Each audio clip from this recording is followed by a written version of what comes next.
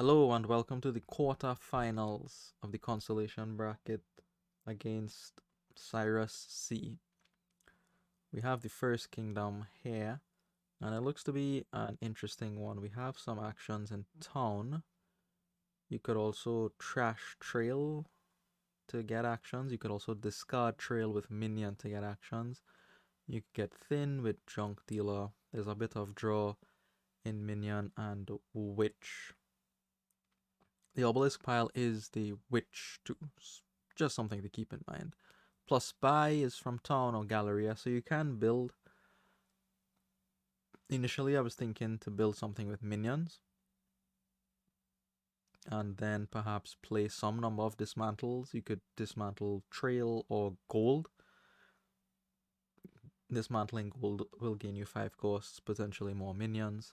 And then you go from there. So we open with 5-2 actually. Sirusc opens with 4-3 and they go for town and silver, which is effectively double silver, just a little bit better because the town has the flexibility. I go for the junk dealer, obviously, to trash. Very happy about that.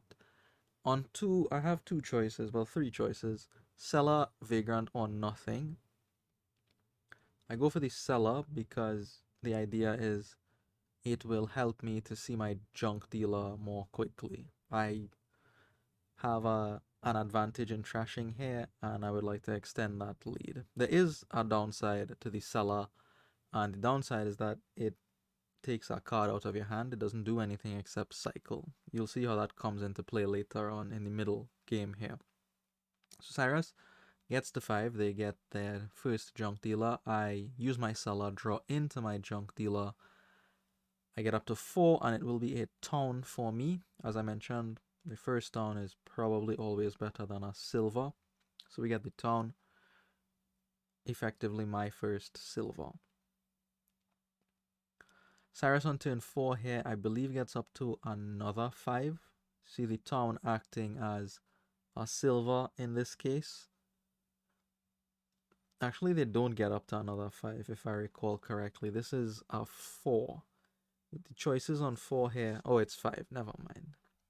I don't know why you don't snap by a junk dealer there. So they have 2 junk dealers. To my 1, now I've played mine before them, but they might be able to catch up here. I get to 5 and I go for a second junk dealer there. You could consider a minion in that position, and perhaps I should have, given the state of my deck.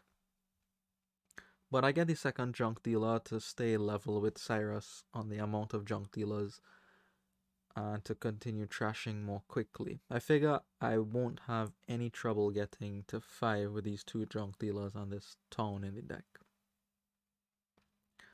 Alright, out comes their first junk dealer. I did trash the Overgrown Estate on turn 4 there to try to get to 5. It would have drawn 1 extra card. It did draw me into the copper that I was looking for to get to 5. Out comes the junk dealer for Sirusc, as we mentioned. They have to go back because they take very long here. Junk dealer. Then they play their town. They get up to 5 here, and they are able to buy a minion. So they're doing well. Even after I opened 5-2, I think arguably, they are at least even, maybe even ahead at this point.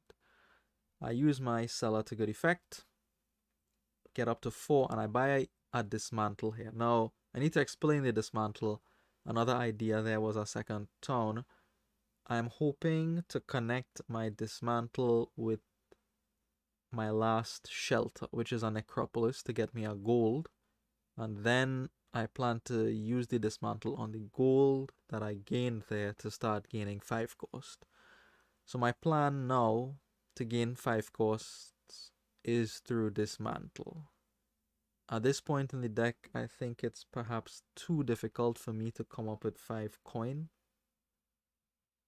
and use my buy for 5 cost. So I try to do it with dismantle instead. Maybe I could hit the 5, I don't know, but here's where the downside of seller comes into play. If this was a vagrant, for example, it would likely convert itself into a copper at this stage in the deck, but it's not. So I'm effectively playing with a 4-card hand, and I'm trying to hit 5 with a 4-card hand, which is a little more difficult. You need some more silver for that to work out. So Sirusc gets their first dismantle. Seller to try to find either my other junk dealer or the necropolis. I see none of them. Best thing I can do in this position is to thin, and I pick up a vagrant. I get the vagrant now because it's a dismantle target, and maybe it picks up the shelter. Later when we have green cards, it'll be useful if it sticks around that long. Alright, here's a couple of junk dealers coming out for Sirusc. Dismantle connects on one of their shelters. So they gain the gold, and then they can dismantle that gold in the future to gain 5 costs. They aren't able to buy a 5 cost here, but they do get a second dismantle. I wasn't sure about the second dismantle for them. I wasn't sure what the targets would be for that dismantle, but recall they do have the minion. So potentially they could dismantle minion, draw 4 cards, dismantle again. So it's not terrible. Okay, we use the town to draw here just to go further into the deck. We get up to 2 again. I will buy another vagrant. We have the gold. We just dismantled our shelter. Now, unfortunately, I dismantled the necropolis there. I say unfortunately because I might want the plus actions. I know there are towns and there are trails, but I received that free, you know? It's not the end of the world, but in some cases, it might be convenient. For example, look at what Sirusc has pulled off here. They've used the necropolis to get money off the town and then discarded with the minion. So it's reasonably likely that they will get up to 5 here or connect something nice with their dismantle. So their dismantle connects with another one of their shelters, the overgrown estate this time. They get a second gold and a second minion. Now at this stage in the game, here I could try to draw on. Maybe I should have, because the only things left in there are a cellar and some coppers. I probably should have done that. Even if it meant trashing the cellar, I think that's okay with this deck size. As I was mentioning before, the deck situation now has me worried. Sirusc has 2 junk dealers, 2 minions critically, and 2 dismantles. In fact, they have more action cards in their deck than I do. I have 1 cellar, but that really is not good, or nothing to compare against a couple minions and an extra dismantle. So honestly, from a great opening, I think 5-2, Sirusc has done well to catch up and even overtake me here. At this point, I am going to go ahead and dismantle the junk dealer to gain a trail. There are some tricks with trail that we mentioned at the beginning of the game. So I get the first trail and I get a second dismantle now. No 5 cost yet for me, no minion yet. Maybe I should have dismantled the gold there for a first minion. Alright, Sirusc continues trashing copper with their junk dealer. They make the same play with me with the dismantle gold into trail to trigger the shuffle, draw deeper into the deck. Junk dealer trashes another copper for them. So I'm a little bit thinner than them, but I think they have ample compensation. In fact, to the point where I think they are ahead, especially after a third minion here. So now I think I will be able to get minions. So I do get my first minion. Again, here you see the disadvantage of the cellar. I didn't think about this at the beginning of the game. I can't see that far ahead yet. Only up to 4 is going to be another town. I rather gain the trails mid-turn rather than buy them. Here's another nice trick off the trail. It's not clear that you want to activate this. So my opponent's minion forced me to discard my own trail. Get the option of deciding whether I want to play the trail or not. I said yes, but in saying yes, it means I have 5 cards in hand now. I am susceptible to another minion attack. is why you may consider not activating Trail. If you track your deck, you know you have good cards coming. You may be happy to play with the 4-card hand and let the Trail go. Especially in hindsight here, after seeing this hand, not the best 4 cards in my deck. Or not the 4 cards I want to see straight away. Alright, so here comes Sirusc. They are developing very nicely, dismantling another gold here. This could be for a Trail or for another Minion, entirely up to them. They go for the Minion and then they are able to buy another Minion. So I only have 1 Minion so far. They have 5 of them. I am probably going to lose that split. They get the option on the Trail here if they want to trigger it or not. I only have the 1 Minion, so it's very safe for them to say, yes, I'd like for the Trail to give me an extra card. They do take the extra card. Draw with the Town. Trash my second junk dealer into, could be a Town, could be a Trail. I take a Town and then I take a Minion by dismantling a gold. So I'm up to 2 Minions. I'll see how many I can get. If I could at least get 4 of them, I'll feel happy from this position, but I don't think Sirusc will give me that chance. They dismantle our gold here. Early into the turn, this has to be for a Trail. It is for a Trail. Again, I do choose to trigger this Trail here. Maybe it's right, maybe it's wrong. I figure with my deck size, it doesn't really matter if I trigger it or not. But like I said, if you're tracking the deck a little closely, then you could make a more informed decision on whether or not that Trail should be triggered or not. Okay, so we'll see how many Minions Sirusc is able to get here. I don't know if that's how to pronounce the name, but I'm going with Sirusc for now. Sirusc is a popular historical name is why. Alright, here come some more Minions for them. Lots of money. They discard my hand again here. This is not a great hand. Not a great hand. We do have the Seller to help us out, so we'll likely be okay, but we don't have to be okay. It's not guaranteed, you know? And a brick at this stage in the game would probably guarantee I lose. I have very slim chances already losing this Minion split though. I expect to lose the Minion split. Okay, so Sirusc makes the decision here to trash the Necropolis, which is fine. They trash their gold into a Trail, so they've used both dismantles here.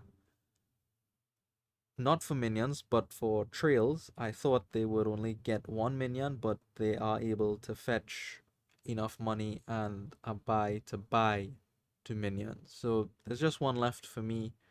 We will definitely go pick that up. I am able to get a Town into play for plus buy, which is nice.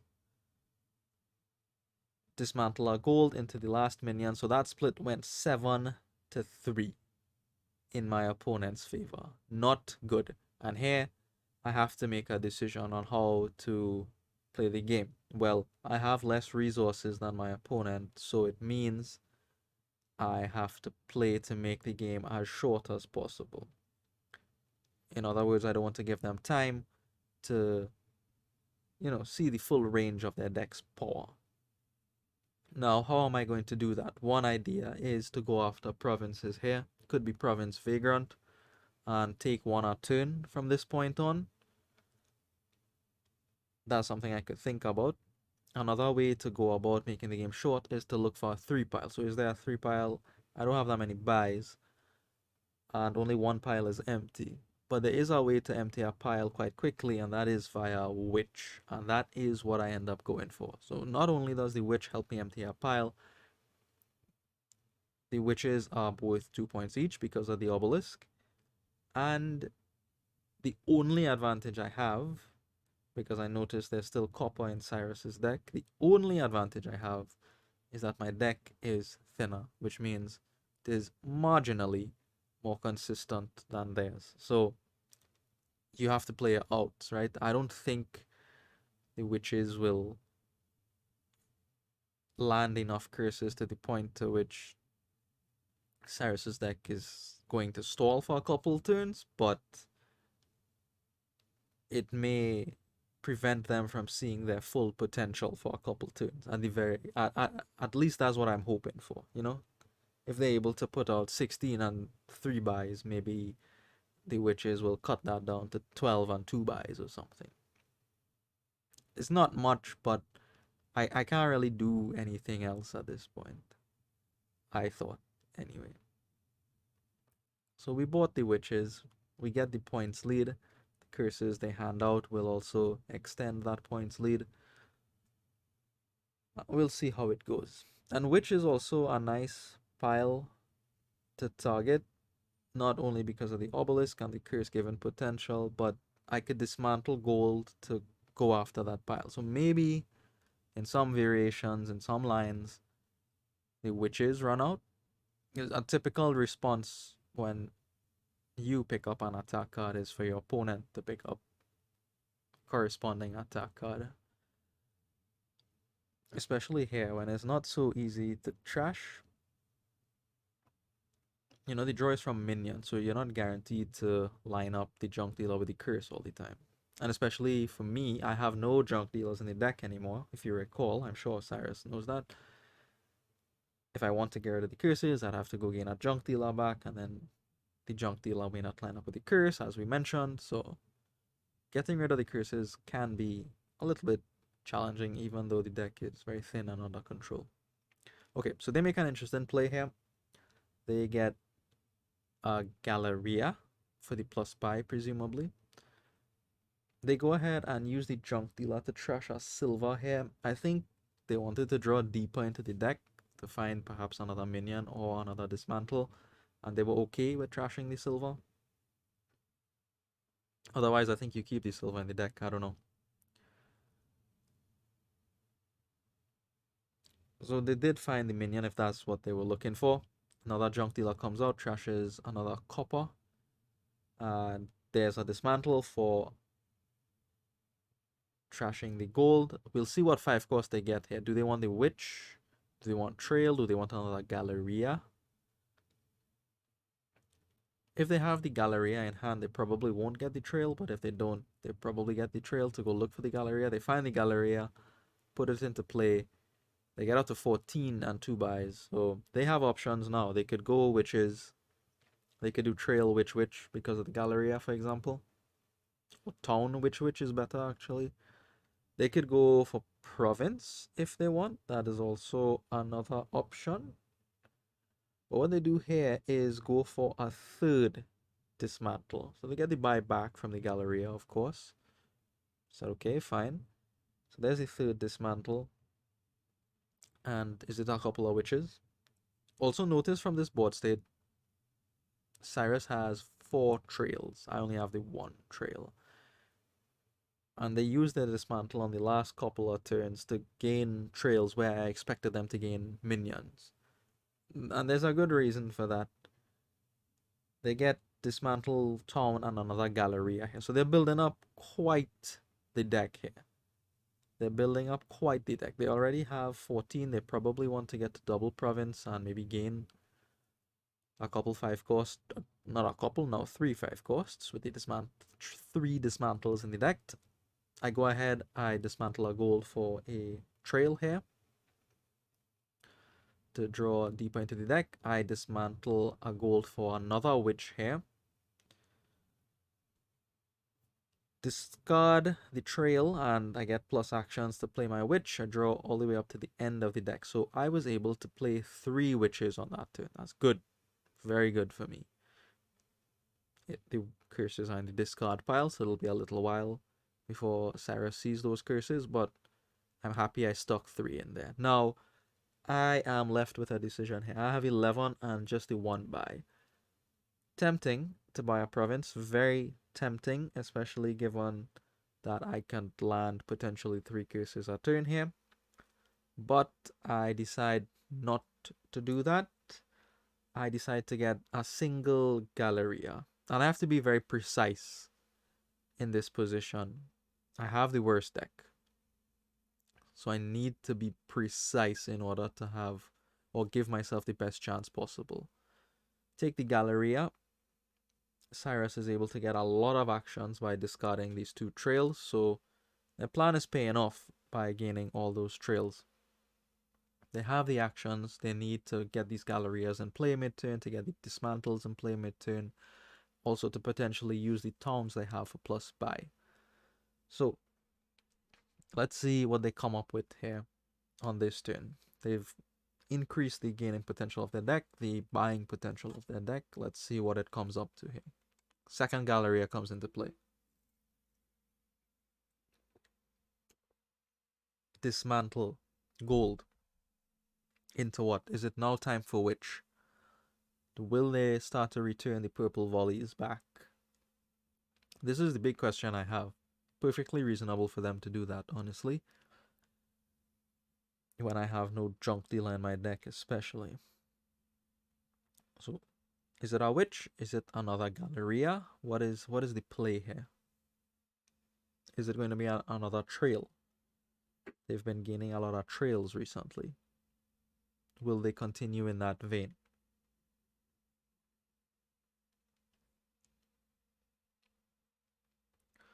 Skipping ahead.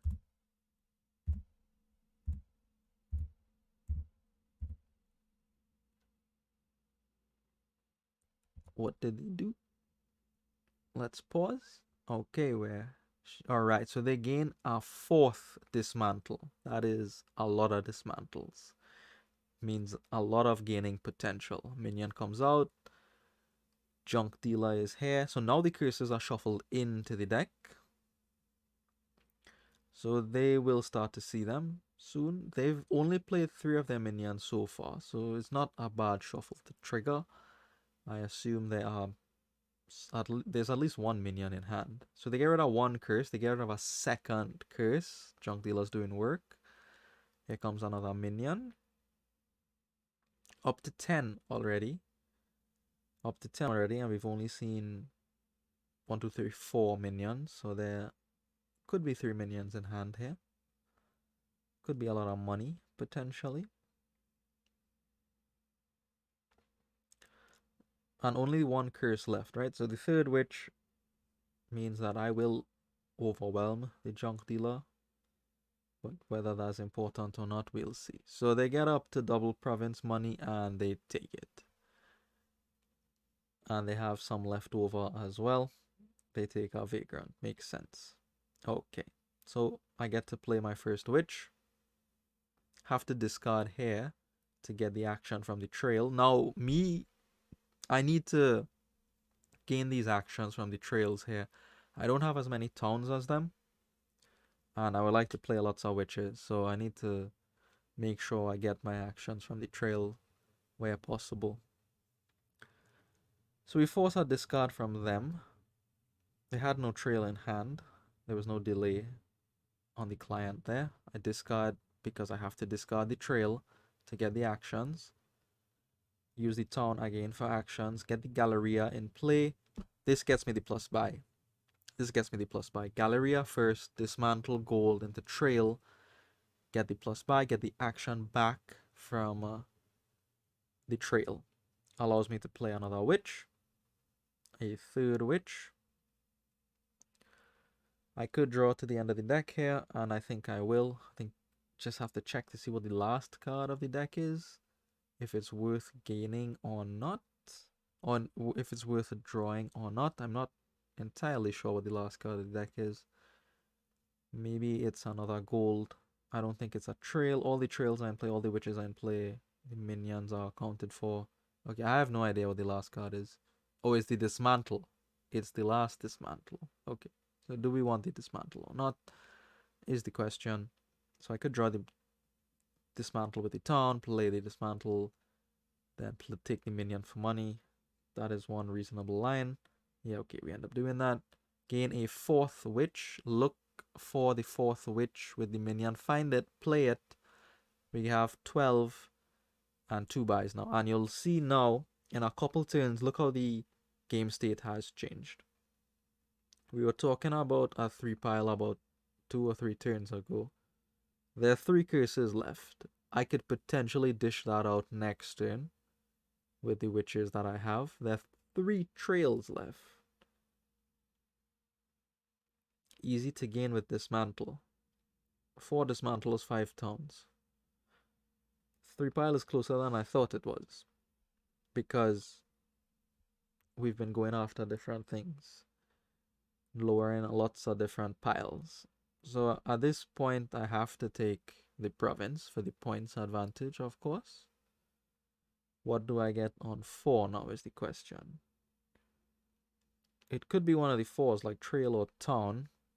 Could be another vagrant. I take the estate because I think I need the points in order to stay alive here. And I think I could end the game, honestly, if I draw well. If I drew as well as I did on that last turn, I could end the game. The witches will hand out the curses. My 2 dismantles will gain me the 2 trails, and I can easily buy a trail after that. So we just stock up on points to try to make life as difficult as possible for Sirusc. They now have, I don't know how many curses, 5 curses in the deck. We played 4 witches there, and they've only trashed 2 curses. So I think, yeah, there's 5 curses in the deck.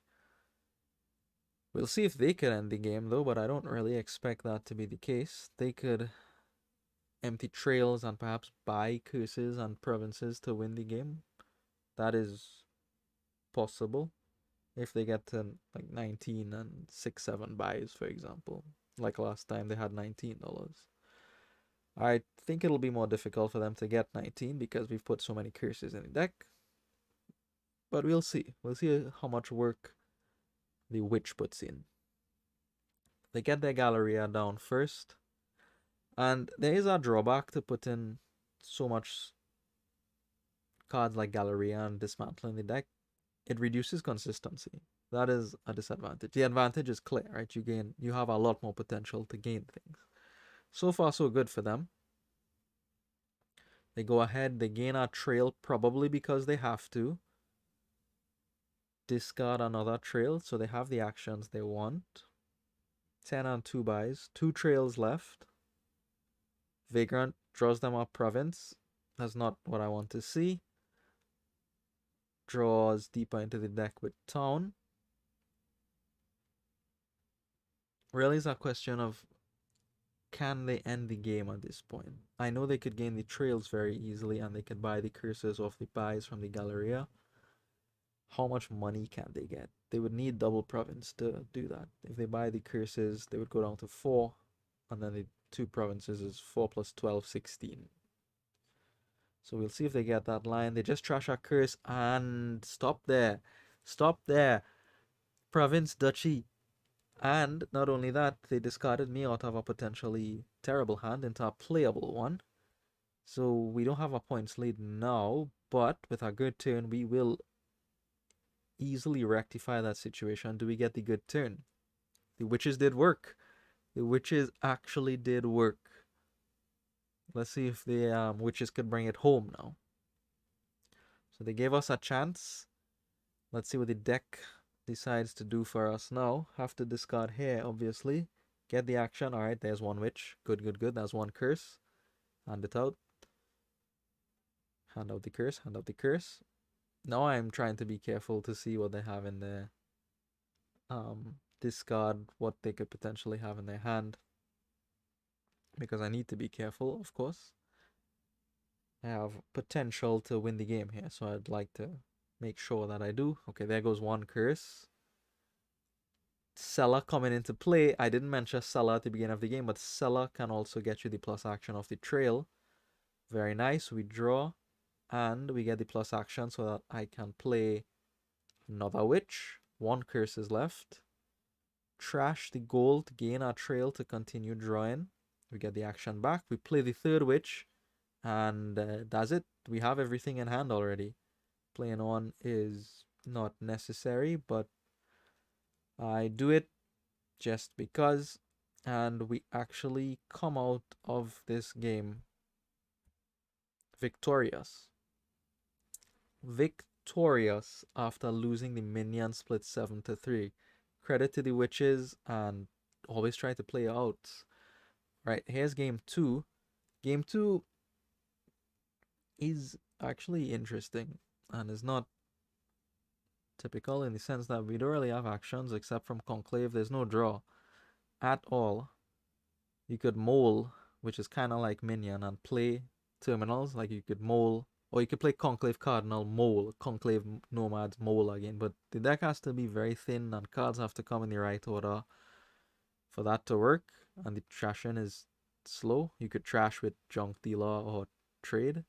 So honestly, I just said forget it. I'm gonna play money. Cardinal is there, but like you don't care about Cardinal too much, really. Especially if you're playing money. Okay, they exile my silver, I buy another silver. Who cares? And there's like silver gainer on the board, actually. Sculptor, good for money. There's spices on the board, good for money because you get to bank coffers. Smooths out the money. You know, when you get 7, you just chip up to get 8. There's trade, good for money. You exchange estates for silvers. Was not to like about money here. So I decided to play money. To do that, I open silver Conclave. Conclave is marginally better than a silver, but the only reason I have the Conclave is that maybe at some point it lines up with one of my actions, and where in a case where I need it. But for all intents and purposes, that's just double silver opening. Don't think of it as me having any ideas of building something with lots of actions in it. I want 5, not for Junk Dealer, but for Sculptor instead. I would rather exchange my estates for silvers via trade. You could get the Junk Dealer if you like, but I think the Sculptor is just better.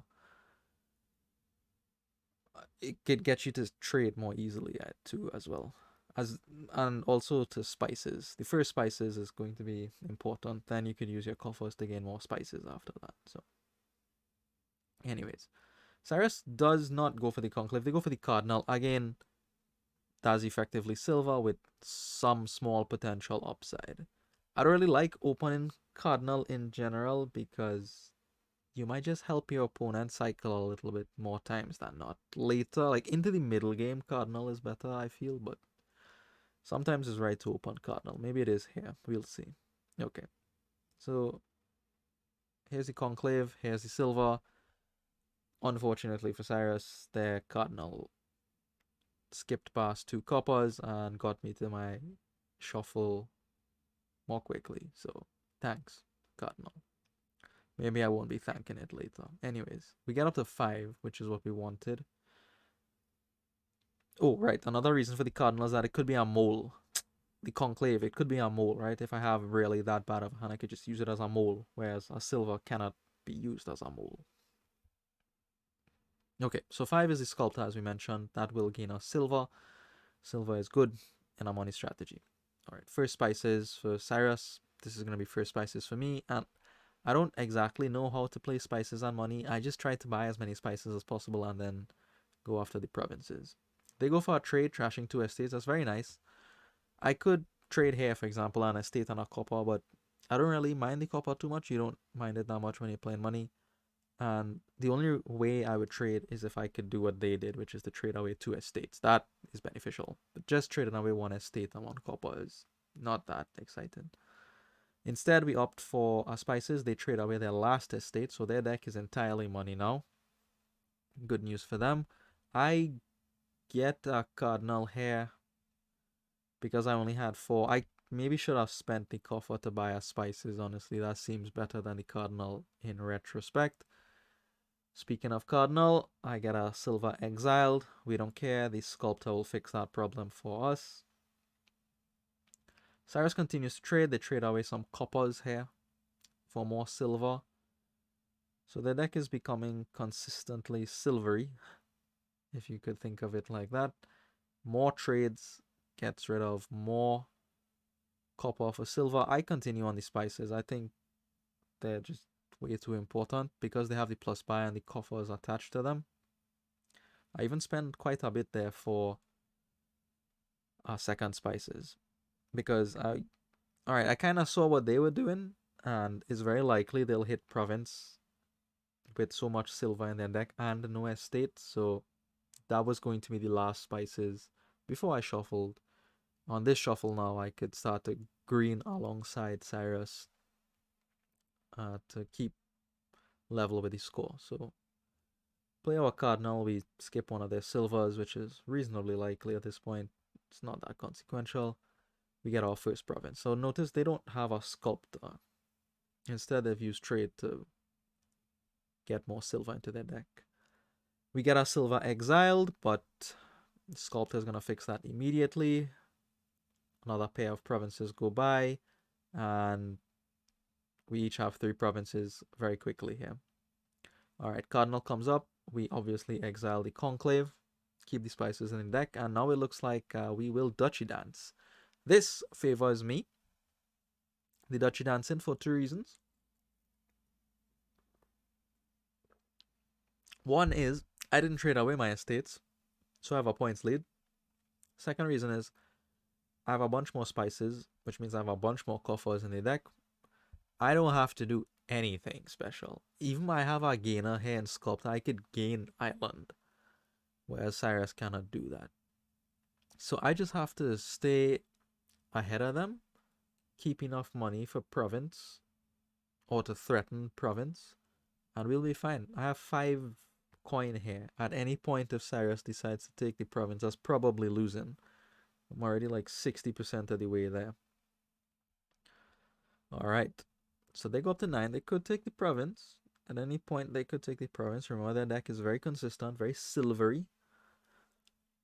So I expect them to have that option for quite a few turns here. But they don't have any coffers, so that is critical. They take 1 spices here to get a coffer and 1 duchy. So here, even I don't need to gain the silver. I gain the island instead. Put the province aside, get it out of the deck, and just buy a duchy, pass it back to them. They exile 1 of my silvers. Okay, that hurts a little, but we could manage. I did have to spend 1 of my coffers there, and I will have to spend another 1 here. Okay, so now we each have 3 duchies. They could take the province if they want, or they could continue with the duchies, and then we go after the islands, and then we go after the estates, or at some point they could take the chance on the province. They take the duchy number 4 for them. This is going to be duchy number 4 for me. At this point, they get an estate as well, but we don't care about the estate because we already have the 3 that we started with. At this point, playing the cardinal is a little bit of a liability because you don't want to exile your opponent's duchies for them. It's not really what you want to do. Duchy, and I have the extra money, so I'm just going to buy the estate just to stay 3 points ahead of them. There's no reason not to do that, I think. Well, more than that, because I gained the island. Alright, 7. It could be 8 for Sirusc. They could take the chance now. They do, but it's not going to work out for them. And we come through very quickly on our money game here. Over to game 3 now. Alright, so game 3, this actually turned out to be interesting, I think. Yeah, no, this did turn out to be interesting. So there are a couple of ideas in this kingdom, right? One is obviously tournament. How important are the prizes, right? So you can't trash, so that prize that gives you junk followers is important. Also, it cuts your hand size, and the way to draw here is with stables or with Hunting Lodge. So if your deck is built with Hunting Lodge, then you don't mind the discard attack too much. If it's built with stables, then you do care about the discard attack. So the prizes are of reasonable importance. The other idea is, well, University is there. That is an excellent gainer. And we have great 5 costs. Festival, Hunting Lodge, stables. You'll take all of them. You'll take towns, you'll take market squares. You could also gain with Armory. So really, you have to decide, how important is the tournament. I decided it wasn't that important. I'd rather have a good deck and maybe come second in the prizes than have a worse deck and get first pick at the prizes. That also was influenced by my opening here, the amount of money that I have. We could turn our necropolis into a coin. So what happened for Sirusc is that um, they had what, two here, three here, I believe. Yeah, so they had 2-5, which was effectively 3-5. So opening with potion isn't really elegant for them.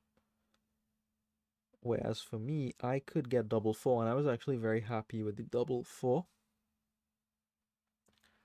because I was thinking, all right, that's clean. That's armory potion, engineer potion, and we're happy because I wanted the better deck. And I think with the better deck, we'll get the province, soon enough, or at least around the same time as our opponent. So they go stable silver, which is as good as they can do on that opening. I take an armory on 4, and I take the potion. So none of those cards help me to get to province, whereas stables and silver does, right? Okay, so stable comes out for Sirusc. They have to be happy that they saw that at the top of the deck.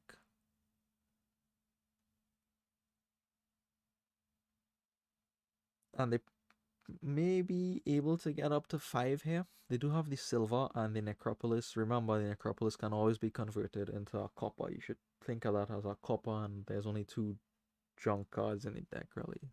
The necropolis, not the necropolis, the hovel and the overgrown estate. So they don't have a potion. I expected them to get a potion on this shuffle here. Maybe the stables, they could catch up very easily with the draw from the stables and start gaining just as much as me. But they don't. They don't get the potion on 4. And I was surprised. Honestly, I was very surprised. They took the town instead. I take my university, top deck a tournament, because I'd like to get to 5 too, Start to buy stables myself. Or Hunting Lodge, one of those. But I feel okay with my position, especially given that they don't want the university. And then when I saw them buy the second stables, I realized what they were doing. They were pushing hard for the tournament. So I said, okay, fine. I'll get our stables here. Maybe I can catch up and get to province not too far behind. Plus, I'll have the better deck. That is worth something. In these tournament games, it's easy to get tilted when you don't get first pick at the prizes, but it's important to remember that prizes don't win games. Provinces win games. Decks win games. So, we'll see. Sirusc gets their first tournament. I get to play my stables. Happy about that. University will gain me another stables. I could top deck something here and then draw it with the tournament. I could top deck a town, for example, then draw it with the tournament. Or I could have top decked a town and then played it on my next hand. I decided to do it this way. I don't really know why. To buy a second tournament. I don't want any more than that though. Alright, so we get up to 5 here. Sirusc sees their stables at the top of the shuffle again. And okay, that is not good. They see both their stables. And they see enough money for province. And they trashed their hovel. That is not good at all. I'm able to buy a second stables. They get a third one, a fourth one. We get our tournament blocked. That is bad. But not as bad as if they connect their tournament with province, which fortunately doesn't happen.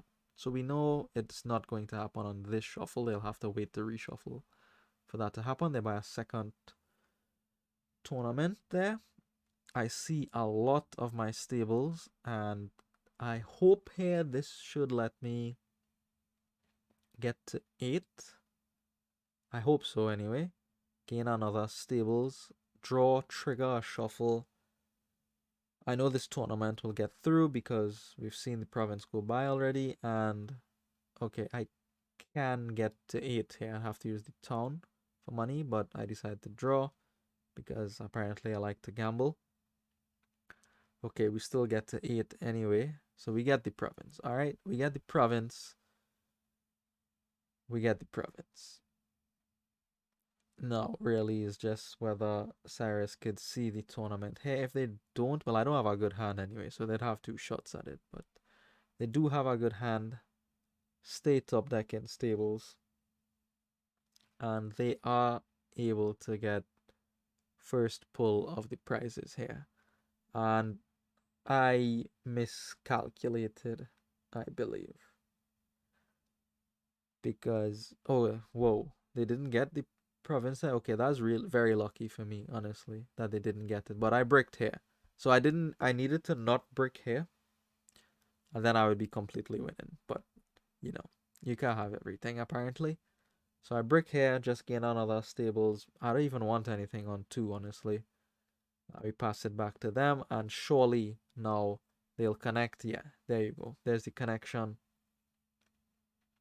First player helps with that too, but they built their deck to get to the prizes first. And I miscalculated or underestimated the importance of the prizes. It's going to turn out to be very, very important.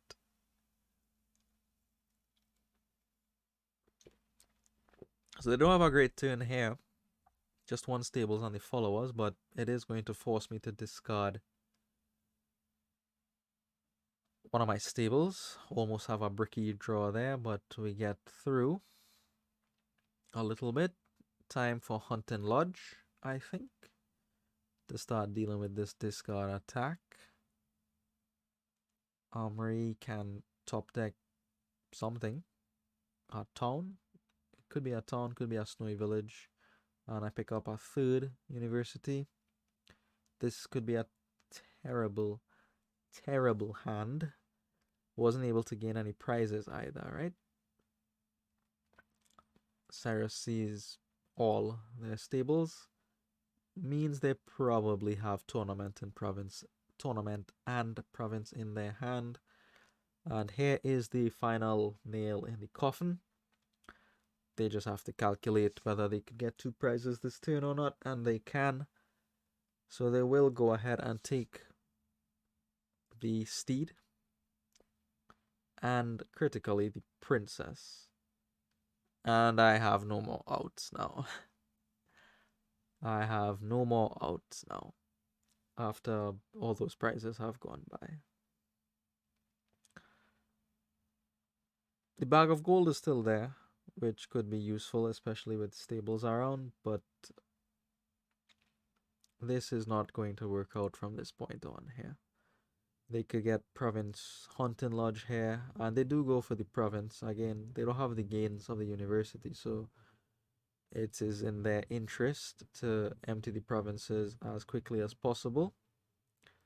Alright, so we do get a prize connection here. It is going to be the diadem because I need it to continue drawing into the shuffle here. Don't get very far. Pick up my first festival and a second Hunt and Lodge. So hopefully we can get to province soon because the point situation is becoming increasingly out of hand. They also won the colonnade split by just buying all these stables. So we need to do our best to catch up here. But this turn with 4 stables in it isn't promising. Isn't promising at all. And the discard attack really hurts the stables deck. So that's on me. I didn't value the prizes enough. If I did, I don't know if I would have changed my opening, honestly. Like maybe it would have been tournament potion instead of armory potion. Because we were close, huh? We were close even with the double gain of the armory and the university and the potion, all of which don't contribute to get into 8. We were very close. I mean, we needed some luck on their end, but we almost kept up with them. Okay, double province for them is enough for me to resign. So the score is 2-1. We had a small glitch here. I had to restart the client. before we get into game 4. Alright, so here's game 4. My plan on game 4 here was to, okay, Chapel is there, you cut down the deck. I could use Engineer. There's some nice tricks with Engineer here. You could gain a 2 cost and then trash it to gain another 2 cost. Okay, that's not a trick, that's what Engineer does. But Wayfarer, its price will change based on the card you just gained. So you could gain, for example, Hamlet Wayfarer off an Engineer. So my plan was to do something like that, gain lots of Fool's Gold, and that would be my source of economy. Alright, so let's see how we go about this. I think Chapel Engineer is worth opening here. So we get the Chapel, obviously, on 3, and I do want the Engineer on 4. Now Sirusc does something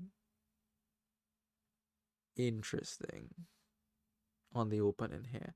Now I don't know if this is a thing, if this is some known theory of Dominion, but when I saw it, I didn't like it. I didn't think it was good at all. They open double Engineer. In other words, they didn't open with a Chapel or a Monastery. No form of trashing whatsoever. So I said, okay, let me see how this pans out. Alright? Let me see where this goes. I already felt happy on turn 3 seeing no Chapel from them. So we go ahead, we gain a Hamlet. I could trash for the Wayfarer there. I don't have to. I could just buy it. So I do just buy it. This is bad. Not seeing the Chapel is very, very bad. The reason why it is very bad is because now my deck is just worse than Sirus's deck. It is as though I also did not buy a Chapel. I gain another Hamlet to try to make it connect with the Wayfarer, because I would need the draw to catch up to trash with the Chapel here. That's why I bought the Hamlet. But that missing was very bad, and it collides with my Engineer on this turn 5 here. So on turn 3, Sirusc gained a Hamlet. Here comes one of the Engineers. They may have collided in this hand here, but that is not as bad as me missing my Chapel, because that was my key advantage, and now it's just completely gone. What they do here, gain a Hamlet, gain a Wayfarer. Also, they gain a Monastery. So they plan to use Monastery as trashing, which is fine, you know. Which is fine, but I really am not happy about this, honestly. We gain the Ghost Town here. I could trash and gain a Wayfarer, but I don't know if I should do that. Like, I could trash, gain the Wayfarer, buy another Engineer. That's possible. I do go for it. I want to get the draw up as soon as possible, especially given these terrible draws. So the reason for the Ghost Town is because the Wayfarer is coming, and it may not come with the Hamlet. I have already drawn so poorly. Let me do what I can to, you know, eliminate chance, so to speak. Alright, so here comes Hamlet and Engineer for them. They gain a Ghost Town and they gain another Wayfarer, just like I did last turn. I would really like it if I find my Wayfarer here. Sirusc gains another Engineer, so I think they have 2 Engineers still. No, they have 1 Engineer, I have 1 Engineer. Yeah. And the Monastery comes out, trashes 2. Just as much as my Chapel, I think. Yeah, I think that's just as much as my Chapel. So far, little to no difference between Monastery and Chapel. In fact, Chapel is just actively worse in that situation because it requires an action to play. Okay, what is this? No Hamlet, no Wayfarer, no money, because I have to pay back my debt. That is just crushing, honestly. I can't do anything here. My deck is just now completely worse. They see their Wayfarer, whereas I don't, and they just run away with the game from here. I don't think I did anything wrong. I had an idea. I bought the cards that matched with the idea. I executed as best as possible. I think if you see any anywhere, any point in these 6 turns at which I could have improved or made a better decision, please let me know. But as far as I could see, I don't think I could have done anything differently unless this double engineer with monastery thing is a known theory. I mean, I don't think it is. It might be. If that is the case, let me know too. But really, I really wasn't pleased because I thought it's just madness to skip chapel here, and they are going to get rewarded for it. 9 times out of 10, I don't think they do. Like my deck, the way I envisioned it, like just cannot be worse than the deck that starts with double engineer. Maybe I'm wrong, but I really don't think so. Okay, so what can we do? Well, we'll see what they end up going for here.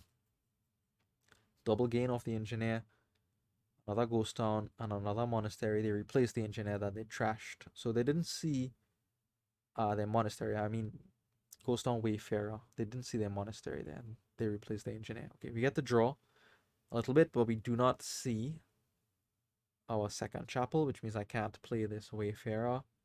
Could buy an engineer here, but I mean, I just want to get the deck under control at this point before I start putting more stop cards like engineer in it. Alright, Sirusc sees their Wayfarer. They gain the silver. I was a little bit surprised with the silver again because I thought they wanted the fool's gold as well, but this ties in well with their monastery plan. And here's the big turn. Here's the nail in the coffin. Really, honestly, like watching this back is still like bringing salt in my mouth. They land, or they are able to play all 3 Wayfarers. They gain silver on each of those plays. Draw through most of the deck. They'll get at least 1 engineer in play here. What that means is they have to clean up all of the copper in their deck with the massive amount of gaining they've done here. So here's the engineer again. Could easily be for another Ghost Town and Wayfarer pair. Ghost Town is good reliability in case you draw the Wayfarer without Hamlet. Yeah, and they even buy a second Wayfarer, and you see all those coppers just vanish. And where are my Wayfarers? Like, really? Like, this is completely unplayable at this point. Completely unplayable. I gain a Ghost Town here and another Wayfarer. No, I start on the Fool's Gold at this point. Pick up another Engineer.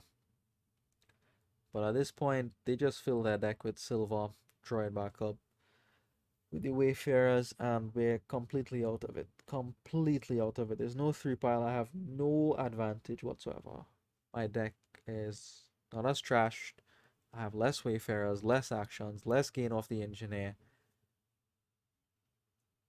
There's no out. There's nothing I could play for at this point. Absolutely nothing. 15 and 4 buys, they could do whatever they want. Honestly, now they could buy Fool's Gold if they want. They could get more Wayfarers and Hamlets and Engineers if they want. They could buy provinces if they want. And it doesn't really matter in the slightest because my deck is just that bad. I should have resigned. But you know, we're trying to get to semifinals here, so maybe they leave a pile out for us somewhere on estates or something with engineers. I doubt, but you never know. You know, always give your opponent a chance to make a mistake in general. So they get Ghost Town, and this could be Hamlet Wayfarer if they like. Like I said, it doesn't matter what they buy here. They missed out on double province here, but next turn that should be trivial with the Wayfarers gaining silver. Should be completely trivial for them. I think they take a little bit here, but they figure out that Hamlet Wayfarer is fine to buy. We'll just skip ahead to that point. Yeah, there goes Hamlet Wayfarer. I do get to connect some pieces here. Gain some more fool's gold. So now they are actually worth something. 3 fool's gold is worth the same as 3 gold, right? $9. Pay off the debt, still can't hit province. So what to do? I need more draw. So Hamlet, Wayfarer. I only have the 2 buys. Yeah, so we take the Hamlet, the Wayfarer. Pile out is imminent. I think they still have an engineer left as well. They don't end up piling out on this turn. I don't think they are able to do so. I just checked, they don't have any engineers.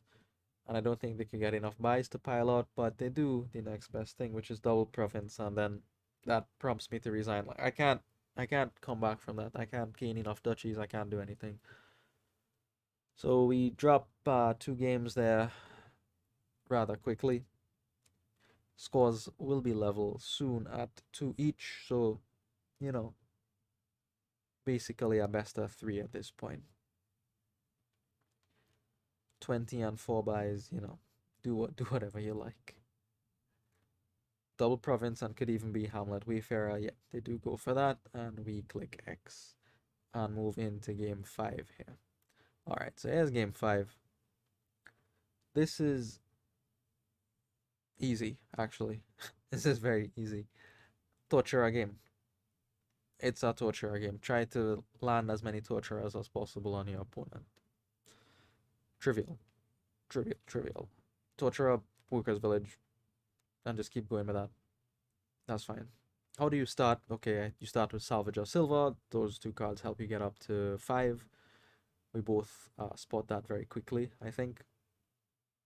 Salvage will help thin the deck as well as helping you get to 5, so the Village and Torturer could connect. And that's just how these games go. So, a little bit unfortunate for Sirusc there. The Salvager is not able to trash anything, but they get to 5 because they could convert the Salvager into a mule, get their first Torturer. Okay. I get to 4. I buy an Ironmonger. It could have been a Workers' Village, but I think the Ironmonger is reasonable still. What is not reasonable is this garbage. So last game, the Chapel missed, and now everything just misses. So we're just going from bad to worse. This is... I don't know how the game wants me to do anything here. They get a Workers' Village, so they have Workers' Village and Torture on turns 3 and 4. I have Ironmonger. And what? It could be another silver, but I don't really want another silver. I don't want stop cards. The key thing is to connect Ironmonger and Torturer. Silver doesn't help me do that. So they got 4 and 5, I got 3 and 4, and that's already a bad look for me. I need some luck from their end. Some bad luck on their end is what I mean to stay alive here. So we get to 8.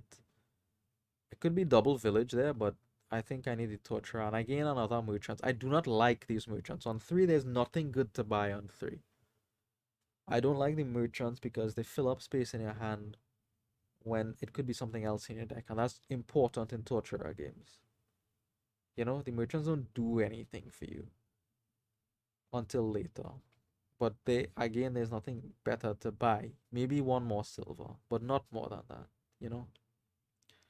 And I bought the Torturer there because I knew I saw all my money in that hand. I wouldn't be able to buy Torturer for the rest of the shuffle if I didn't buy it there. So we get 1, fine. We miss out on 4 here. We get another 3, which is not a good price point here. Second Torturer for them. We continue gaining merchants. They're not good. If you didn't understand what I said before, if this wasn't a merchant, like if I didn't have the merchants in my deck, this would be a copper, for example. But I don't know that because I have the merchant before I have the copper. So I can't really make a decision, an intelligent decision on how to discard. I would probably always keep the merchant, but it really is a gamble of what I would draw into. For example, if I top like the Torturer, that's worth drawing into, right? But if not, maybe it's not worth drawing into. Anyways, it just fills up space in the hand, and it does nothing. It does very, very little. Only if I'm able to connect it with a silver, then it does something. As outside of that, it's not good. We get hit with the first torture attack here. This is a reasonable discard. Not really, because then I may not even be able to hit 3 here if I draw an estate or something. But we will still draw. See what we get. See what we get. Second village for them. Hoping that the second torture does not come out. There's Scepter as well here. So, for example, you didn't need to buy workers' villages. You could buy Scepters on Torturers, but on 5, you would want to prioritize Torturer instead of Scepter. And then buy workers' village alongside that. It just has more long-term gain. Once you sort out the Torturer business, then you could get into more exotic things with Scepter and Charm and whatever, but you have to sort that out immediately. Third Torturer for them. The Torturer games really play themselves. You buy Torturers when you can, and then you buy villages when you can. Here's a great hand for me, and fortunately it does not get hit by the Torturer. They use it. They don't want to trigger the shuffle with the Torturer outside, potentially dead draw. They just take out Workers Village instead. Here's where buying the Ironmonger maybe came back to bite me. If it was a village, I would have been able to play both my terminals here. So I guess buying the Ironmonger on turn 3 there was bad. Oh well. You know. Oh well. We pick up our second Torturer, desperately trying to stay alive here. They dead draw with their Torturer. That's good news for me. Maybe I could get some more turns like that from them and allow me to catch up. This is not helpful at all. The action doesn't help me now, and I wanted 4, not 3. I really don't like these merchants. We get hit with 2 Torturers. I discard down to my Torturer in hand, hopefully to land the attack, but now this is already bad. They get to 5 and 4, 9 and 6 buys. The buys don't matter. The 9 matters. That's easily Workers Village Torturer, and yeah, we need some horrific luck from their end to stay alive. That's the only reason why I'm staying in this game. For example, like that turn, that's good. That's what we want to see. Ironmonger actually does something here. I go for a second Torturer attack to try to cause problems for them, draw deeper into my deck. But they take the curse, which is bad news for me, because if you take the curse, it means you have a good hand. And this is now where I resign, actually, because they just get to improve their deck. I discarded everything, so I don't get a turn. They get to trash one more card with Torturer. They probably get to buy one more Workers Village and Torturer. Trash with Salvager, sorry. Their deck just comes back strictly better, and I can't do anything. I can't do anything. So, again, I mean, the only questionable decision here is the Ironmonger instead of the Workers Village, but you can't play the game. You know, you can't execute your ideas if your opening cards miss the shuffle. It's just not feasible, not tenable, not going to work at all. So we drop that game too, and I'm this point completely unhappy. Completely unhappy because 2 out of that 3 that I lost so far, I felt, what else could I have done? Alright, so game 6, we have to win 2 in a row here to stay alive.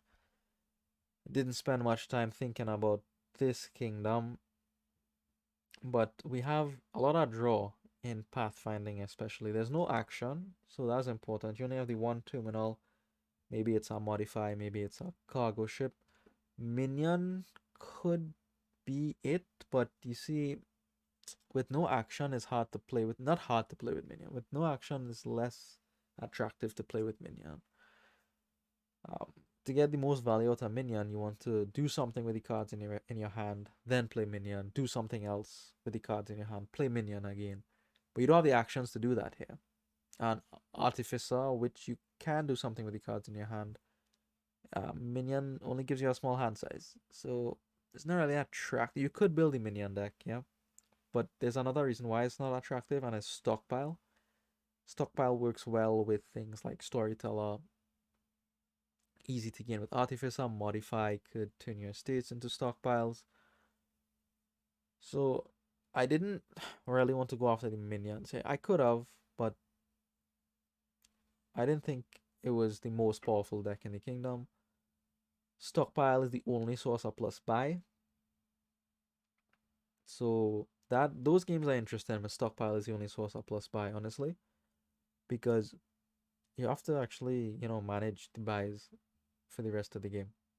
And stockpiles are powerful, powerful piles. So we'll see how it goes out here. My plan was to put Pathfinding on Artificer because I love Artificer. It'll turn them into labs, so it'll make the Artificer gain 5 costs more easily. Leave a card in your hand. So for example, I could play the Artificer, discard 5, gain another Artificer on top, then play a minion, discard the hand, draw into the Artificer that I top decked, and keep going from there, potentially. Potentially, we'll see. But that's my plan, to put the token on the Artificer. We open with the Steward to trash a little bit, thin out. We want to get the Pathfinding, right? So you could try Stockpile to hit Pathfinding. It's a little bit unlikely. I see Sirusc go for Stockpile. Say, okay, are you doing Stockpile? No, you're doing Cargo Ship Stockpile, which is pretty good at hitting Pathfinding as well. Cargo Ship, you have some information on turn 3 and 4 of what you're drawing into, so could make more intelligent decisions with the Cargo Ship. Okay, something spectacular happens here, and I'm not sure if this is good, but I could buy Pathfinding if I want, and I do buy it, which is kind of cracked because I don't have any action in my deck except Steward. And I do put the token on the Artificer, so okay, I commit very early and I don't have any Artificer in my deck, and I am not going to buy an Artificer for some time. But I still do it. Maybe it's wrong. Maybe you just buy like Artificer stockpile here. Maybe you trash 2 and say, you know what, I had a bad hand with the Steward. I'll buy a cargo ship or something. But I do it. Let's see where that goes. You tell me if that's wrong or not. Stockpile comes down for Sirusc. And with the stockpile, I expect that they have 5 or 6 here. They could consider a modify. They get a storyteller. And okay, the storyteller is good. Probably better than the artificer in the beginning of the game. You'll see why. I get back my stockpile here because now I want to buy artificers, of course. Stockpile is a good way to do that. They get nothing on turn 4. So their cargo ship missed the shuffle, which is bad for them. I get the trash 2 estates though, which is good for me. Hooray. Here's the cargo ship. What do you put in the cargo ship? They have the storyteller coming potentially. So this is another reason why the storyteller is better, because the storyteller works very nicely with the stockpile. You could draw a lot of cards and go through to the end of your deck with the storyteller. So they get an artificer, which is interesting, but it is the right call because they are expecting to find the storyteller. So what they want to do, and I didn't see at the beginning of the game, is use the storyteller, blow up their hand size as much as possible, and then use the artificer to discard down. They probably draw into their estates, for example. The artificer could discard the estates, a couple coppers, gain a 5 cost. And then they may still be able to buy a stockpile after that. So far, look, I'm getting outplayed, right? I get my first artificer here. My stockpile's missed, which is, I mean, it's bad, but, it's not the worst thing ever. Okay, so let's see what happens with the artificer from Sirusc.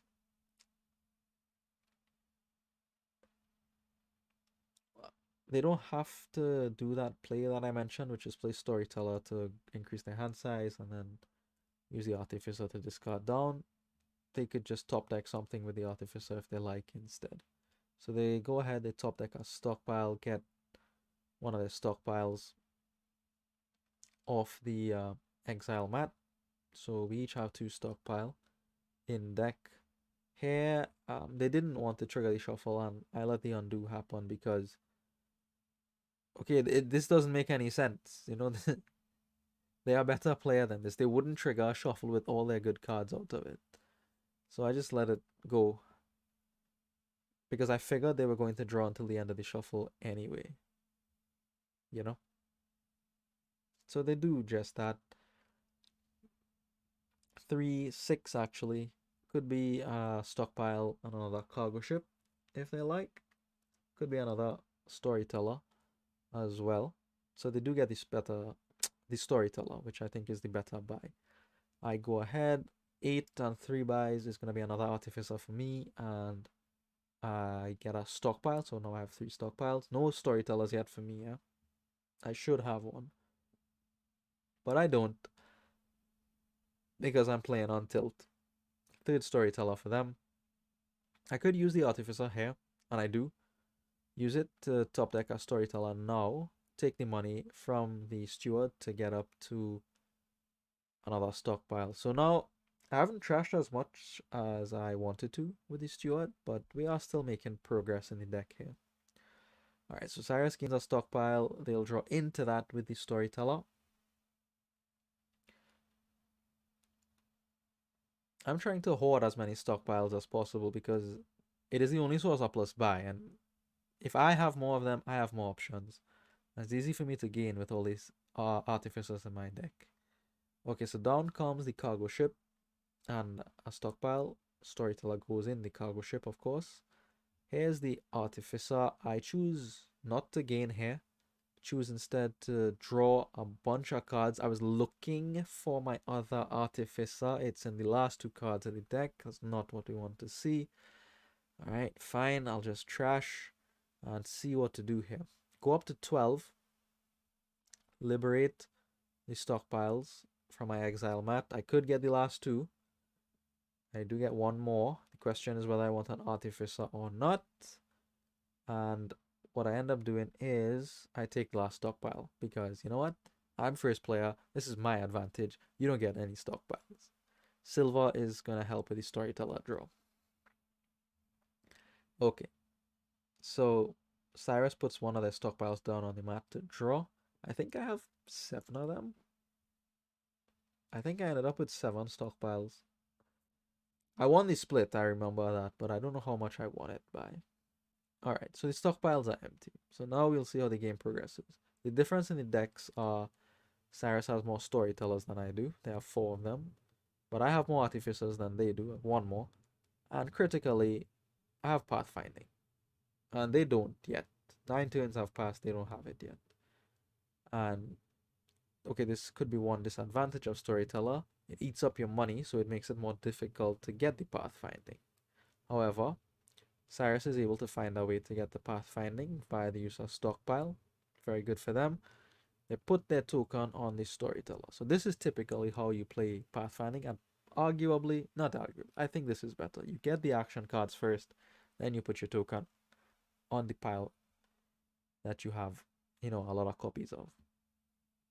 Okay, not this like backwards way of doing it here. I go ahead, I put a storyteller on top of my deck, and I gain a silver here. So I lose one of my stockpiles for a silver. Not the best turn for me, but I top deck the storyteller because I need to draw now to make use of my artificers. I only have the 1 storyteller. There wasn't any guarantee that I would have seen it in this hand here. So I made sure there was 1 on top of the deck with my artificer. And I have lots of stockpiles, so they will likely come with stockpile. I'll get big draw. So that hopefully should be the last turn, last quiet turn for me there.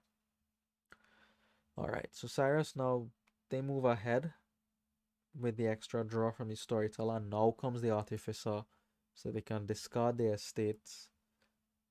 So not trashing with the steward. I initially was surprised with no steward or modify, but now I could kind of see why they didn't want to. They wanted to give the artificer some space to discard here, which is, fine. Like, I understand. There's some advantages to that, and there's also some disadvantages to that. The deck is not as consistent, for example. That's your disadvantage for trashing. If they want, they could gain the steward here now and trash the estate. I think they have one more storyteller in hand, so they could pick up that steward very easily. We'll see what they end up going for. They could get the modify now if they like. They could get gold even, because I think they are out of plus buy now. So what is just left is the gain from the artificer.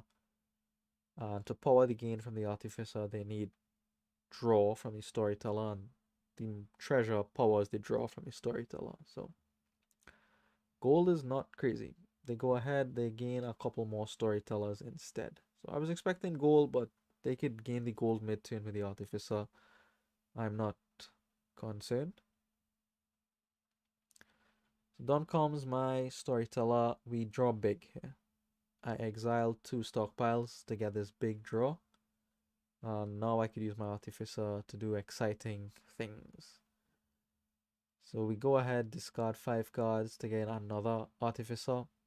We'll draw with just the silver here. I don't want to use all my stockpiles for draw. I go ahead, discard 5, gain our storyteller on top of the deck just to make sure I kick off next turn. And I have to think about how many stockpiles to exile here. I go for all but 1. I'm going to buy a 5 and a 6. The 6 is the gold that we talked about just now. And the 5 could be either another artificer or another storyteller. It is going to be an artificer instead. So we'll see now if we can get the storyteller to connect with the gold, so that we could make great use of our artificers. Piles are coming down a little bit, but I don't think anybody could pile out here. Even with the amount of storytellers Sirusc has, I don't think they could pile out. I do have a small points lead from the Orchard 2 with that last storyteller that I gained. Sirusc only has Orchard points from the storytellers. They don't have from the artificer, but they'll fix that soon enough, I'm sure. Okay, so here, big draw. No treasure has been played from their hand, meaning these storytellers have acted like labs, which is very good. Having 5 labs in your deck is very good in general. Now out comes the artificer. Let's see what they choose to gain here. They could gain the gold now, as we talked about. Gold is going to be important, both for draw and for buying provinces.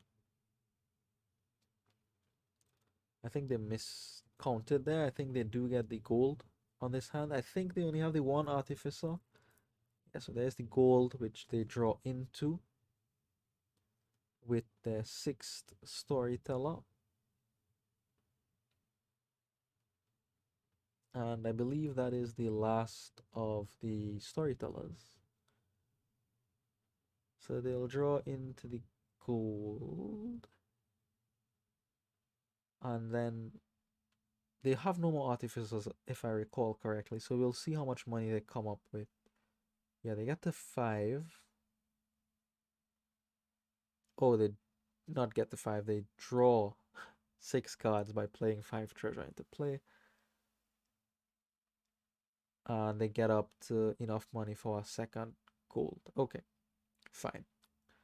So here I do see some silvers with my storyteller. Get to draw a bunch of cards with that. Draws me into my 2nd storyteller. I have less than them, so I'm happy when I see them. But I am able to go through until the end of the deck here. And this allows me to gain some artificers. So this was what I envisioned at the beginning of the game.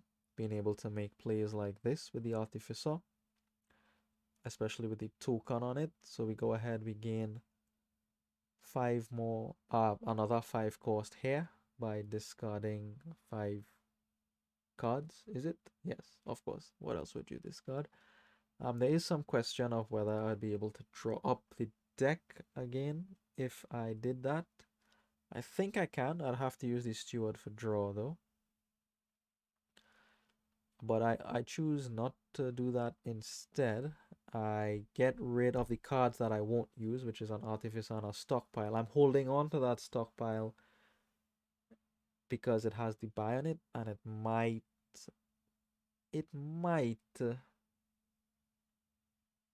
come into play in the end game, the extra buy. So I'm keeping that in the back pocket for now.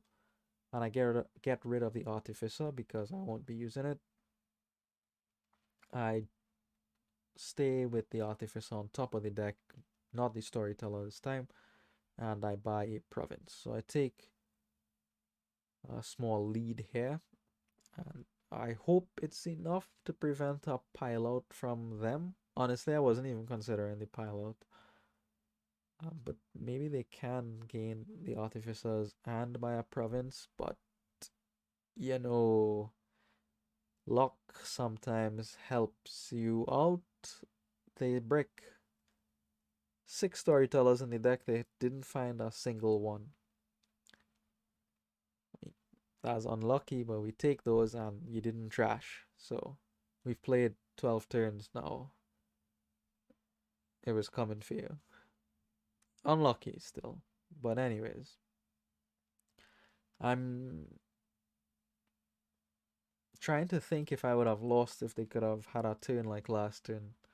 If they would have been able to gain 3 Artificers and a Storyteller and buy a province. They would need the province, I think. Because they would go to 11 with the Artificer, I'd be on 14. Yeah, so I think it would have been difficult for them to gain 4, 5 costs and points. I think so. So maybe I calculated well. I didn't calculate, I lied. Maybe I was just fortunate to have that happen. But we'll never know now. Anyways, trivial pile out for me here because I have so many Artificers. And I top deck one to begin with. So we empty those. We can easily empty the Storytellers. And we don't even have to buy points. Alright, everything is square at 3 each. It means we go into a best of 1 situation here now. Randomly decide first player, which goes to Sirusc. So that has already gone against me. And we have this game with a couple of nasty attacks, Charlatan and Witch in the Kingdom. So in general, you don't want to go second when there's attacks in the Kingdom. That's just not happy. Puts you at a disadvantage inherently here. So it looks like there's some Witch thing to build here. You get plus buy from Budge and Hamlet. You could also draw with Sia. Not sure when you buy a Sia because you definitely want Witch on the first and probably second 5. We'll see how it goes. To get to Witch, I think double silver is the call.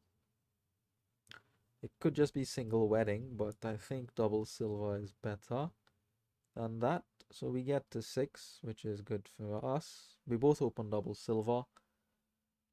Sirusc gets to 5 as well. So they get their Witch. We will follow suit, of course. The question is, at this point, between Witch and Charlatan, I think you might think about Sia, but I don't really think so. The deck isn't, so conducive to Sia. And it'll get even less conducive to Sia once those purple cards start coming in the deck. So I think Witch is the right thing to do. They get a Witch, we get a Witch. And here's where the symmetry breaks. They get a second Witch, and we can't get a second Witch, and we cry. I get another silver. It could be a Hamlet here, but I get another silver because of King's Court. Also maybe because of Sia, but mostly because of King's Court. So already at a disadvantage. We didn't do anything wrong. Keep that in mind. We made all the as good decisions as we could have so far. They get a Hamlet, good card for them with the 2 witches in the deck. We play our witch first. Good news. Gets us up to 6. 6 doesn't matter. 5 matters. We get a second witch. Alright, very good. This is unfortunate. Maybe 5 is better here. So I can get a third witch. Sirusc plays their witch, but 4 is fine. 4 is I have no complaints with 4 here. They demand a hostelry, and they gain the horse, obviously. So the hostelry will make sure that they know they have a witch on top of the deck, so they paired it with a village. I was hoping they would have dead drawn into the witch, but they didn't. Clearly, like, because they made that play, I know they didn't dead draw into the witch. We get a village green here, not a hostelry. I think the village green is better than the hostelry because you have the option to stagger it. You can also discard it to Hamlet and trigger its effect like that. You only gain the hostelry when you can gain horses with it, I think.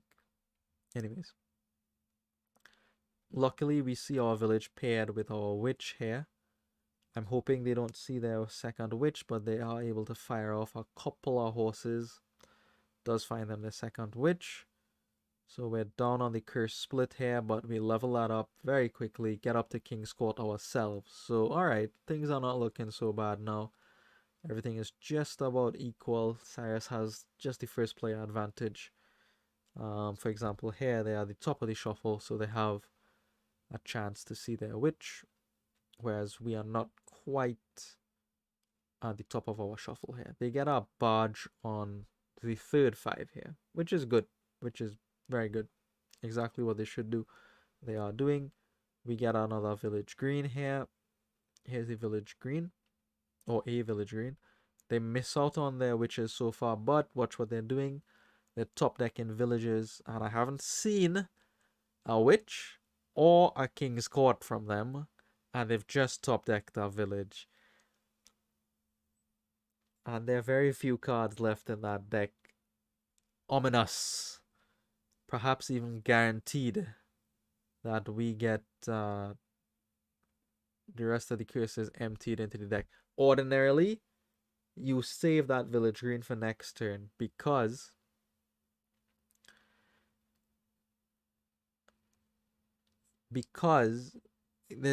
it's more likely, or a lot more likely, that you'll draw copper or curse off that village green than you would draw something constructive like a witch. But because I'm expecting King's Court witch on the next turn from them, I have to take the small chance that I top deck a witch and maybe that witch finds me a second witch to level up the curse split.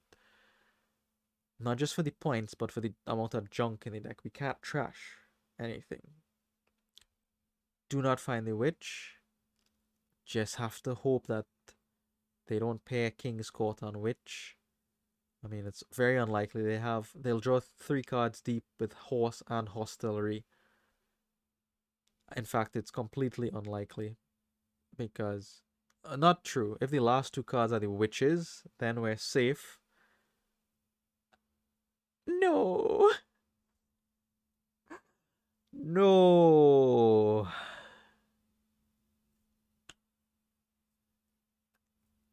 And it's just first player. It is just first player that allowed that to happen. They made all the right decisions, right? But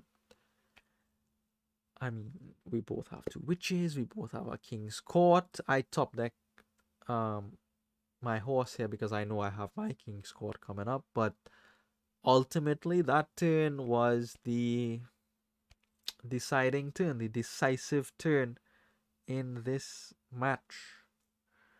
I mean, I will play on a couple turns here, but I don't really see the point. We have 4 more junk cards in our deck than they do, with no chance of getting rid of it. I king the village green instead of the horse because I don't want to have a shuffle without the King's Court in it, buy another King's Court.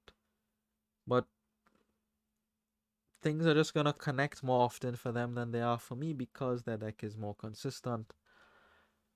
And it is pretty sad to go out like this. This is just like I can't do anything. They king the Bodge and they take all for next turn, which means their next turn is going to be incredible. My King's Court doesn't even find our witch. We're just completely busted here. No compensation whatsoever. No thinner deck, no greater economy, no extra buy. Busted, completely busted. And I would say through no fault of our own. So we dropped the 7th game.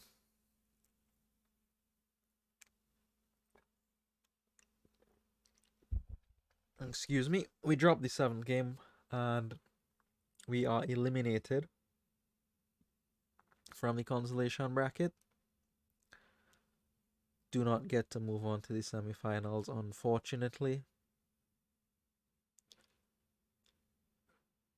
And this loss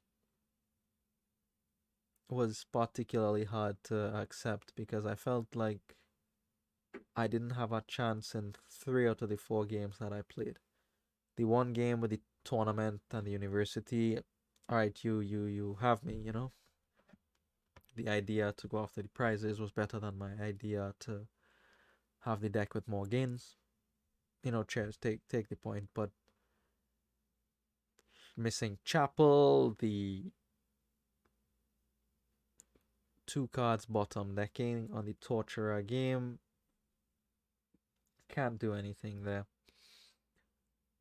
Last game, game 6, I did get lucky where they stalled and was just able to buy a duchy, but I don't think I needed the stall to win, you know? It wasn't a decisive stall turn from them. Like my deck at that point was decent. Could do things. Could actually do more things because I had more artificers than them. Like there were all kinds of ideas of emptying poorhouses, for example, because there's points in poorhouse. But anyways, that is the tournament. They gain a charlatan here, which is correct. So they could king charlatan to gain a lot of money. That is probably the only significant decision they make for the rest of the game here. Well, the second barge is important. You king the barge, so you get plus 9 cards at the start of your turn. So that's important to do.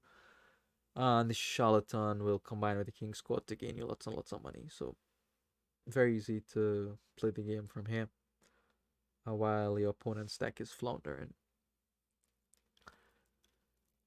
Alright, so that is the end of the ShuffleIT Dominion Championship for me. We will go back to League soon, and we have a new expansion coming out early December, apparently.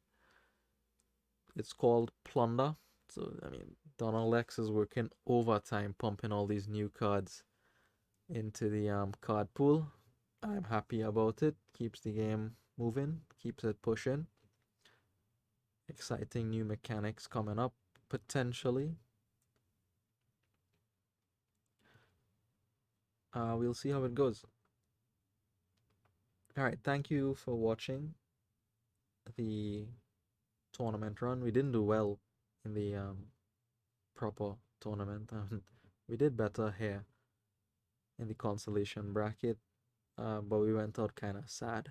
So the only reason I stick around here is because, well, you have to, I think, because, well, it is, you know, tournament. You don't want to give up on any possible chance you have of a win here.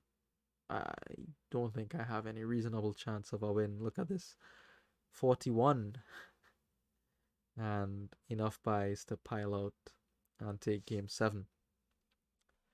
Alright, thank you for watching, and I'll see you in the next video.